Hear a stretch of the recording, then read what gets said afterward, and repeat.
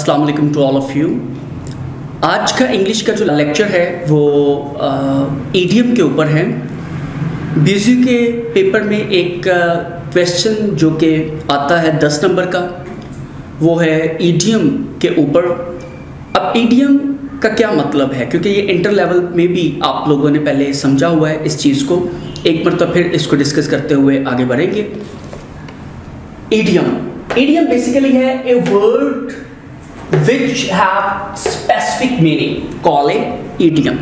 Idiom basically कहते हैं ऐसे लफ्ज़ जिनका कोई specific meaning होता है, वो idiom कहलाते हैं। जबकि बीएसयू के जो पेपर में आता है कुछ ऐसे वर्ड जो जिनका लिंक डायरेक्ट लॉ के साथ होता है, उस तरह के वर्ड आपको पेपर में दिए जाते हैं। मिसाल के तौर पर पटिशन, पटिशनर, हिपोक्रेसी, स्टेटमेंट, ये कुछ इस तरह के लफ्ज़ आपको दिए जाते हैं जिसको आपने सेंटेंस जिसका बनाना होता है और आपको उसके नंबर दिए जाते हैं। अब जैसे कि पटिशन दरखास्त दायर करना, और पटिशनर कहते हैं दरखास्त दायर करने वाला, हिपोक्रेसी मनाफ़कत, और स्टेटमेंट बयान।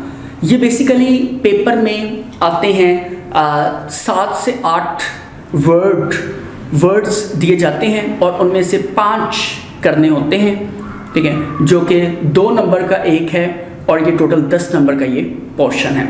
अब बेसिकली आपने इसे ईडियम को लिखना कैसे है पेपर में।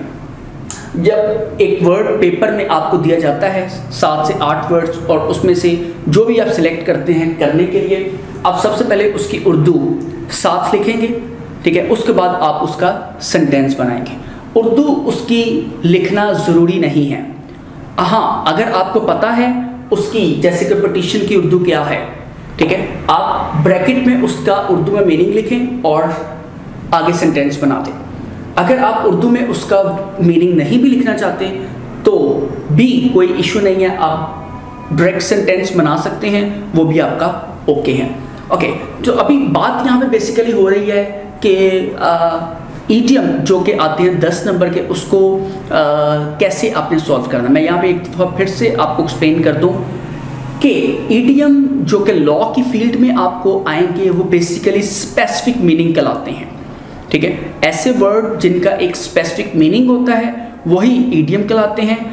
जो आपको पेपर में आएंगे ऐसे वर्ड्स आएंगे जो आपको लॉ के साथ रिलेट करवाते हैं, ठीक है। मिसाल के तौर पर जैसे पटिशन है, पटिशनर है, या statement and some straw words, जो कि यहाँ पे नोट्स के ऊपर भी मौजूद हैं जो दिए गए हैं, और इसके बाद पास पेपर्स 183 पेज पर यहाँ पे भी तमाम दिए गए हैं जिसको आप आसानी से पढ़ें और इसको सॉल्व करें। Thank you so much.